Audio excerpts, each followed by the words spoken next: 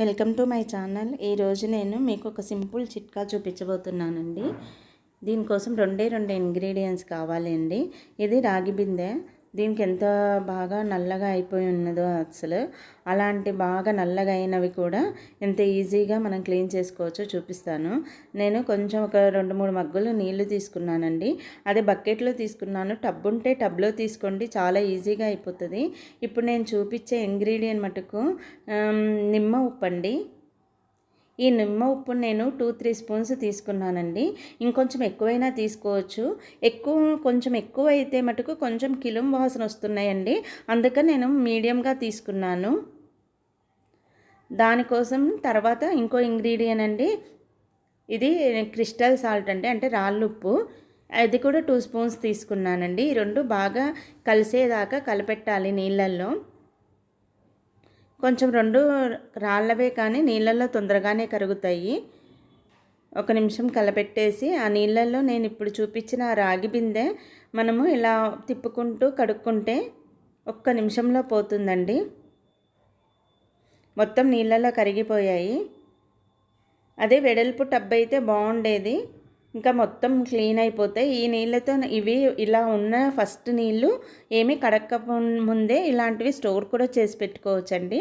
మనం ఏమన్నా దేవుడి సామాన్లు తోముకునేటప్పుడు ఈ వాటర్తో కడుక్కోవచ్చు, అప్పటికప్పుడు ప్రిపేర్ చేసుకోకుండా. నేను ఇవన్నీ వాడేస్తున్నానులేండి. దీంట్లో ఈ బిందె ముంచాను, మీకు తెలుస్తుంది చూడండి. 1 నిమిషం ఇలా ముంచి తీసేదలికే మీకు డిఫరెన్స్ తెలుస్తుంది. నేను ఊరికి 1 నిమిషం ముంచి చూపించేసాను మీకు. తర్వాత ఒకసారి తిప్పుతూ చూపిస్తున్నాను. కానీ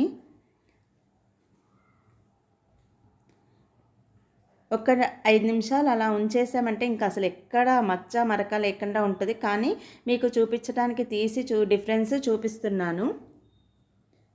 ఇక్కడ చూడండి, ముంచిన చోట ముంచని చోట ఎలా ఉందో. అదే టబ్లో అయితే పడుకోబెట్టి ఇలా తిప్పేస్తే మొత్తం ఒక్కసారి క్లీన్ అయిపోతుందండి. ఈ మచ్చలు అవి ఉన్నవి కూడా ఒక 2 నిమిషాలు ఉంచేసామంటే అలానే పోతుంది. ఇప్పుడు నేను పైన చేయితో రుద్దుతుంటే ఎలా తేడా తెలుస్తుందో చూసారా? వెంటనే చేతెంబడిపోతుంది.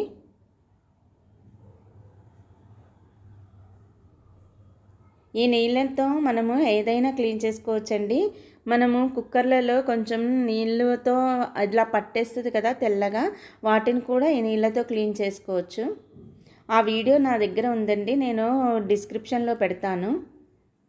కుక్కర్ ఎలా క్లీన్ చేసుకోవాలో చూడండి. పైన కూడా ఎంత నీట్గా క్లీన్ అయిందో చూసారా?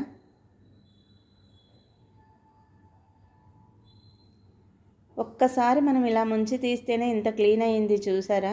ఏం శ్రమ పడకుండా మనం దీన్ని ఇంకా ఏమన్నా నీట్గా చేసుకోవాలంటే ఇంకో 2 నిమిషాలు తిప్పేస్తే ఇంకా నీట్గా అయిపోతుందండి.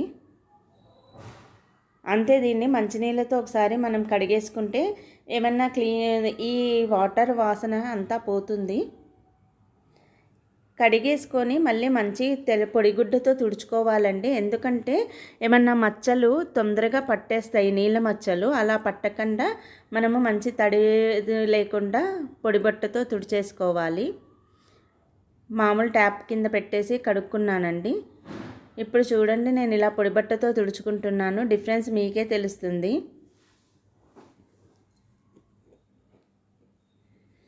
మీకు ఈ వీడియో నచ్చినైతే లైక్ చేయండి, షేర్ చేయండి, సబ్స్క్రైబ్ చేయండి. సబ్స్క్రైబ్ చేయటం మాత్రం మర్చిపోవద్దు. లైక్ చేసినా కూడా చాలామందికి వెళ్తుంది కదండి, లైక్ కూడా చేయండి. Thank you for the watching.